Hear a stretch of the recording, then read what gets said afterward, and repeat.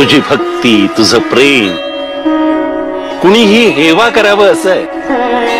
पण मला एक गोष्ट सांग रे, किती काळ तुम्ही लोक आमच्या चरणांपाशीच घोटाळत राहणार?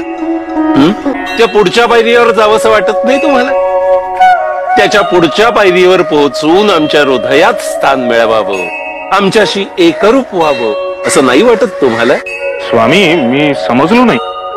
अरे किती दिवस आमच्या सगुण रूपाची तुम्ही उपासना करत राहणार? आमच्या पादुका, आमची मूर्ती, आमची तैलचित्र यांच्याच भोवती घोटाळत राहणार नाही. आम्हाला मान्य आहे, सगुण रूपात आमची उपासना केल्यामुळे उपासनेकडचा तुमचा कल वाढतो.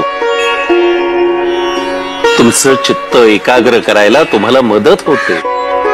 अरे पण सकाम उपासनेची पूर्तता तुमच्याकडून झालेली आहे, त्यामुळेच तर आम्ही तुम्हाला दर्शन दिलं.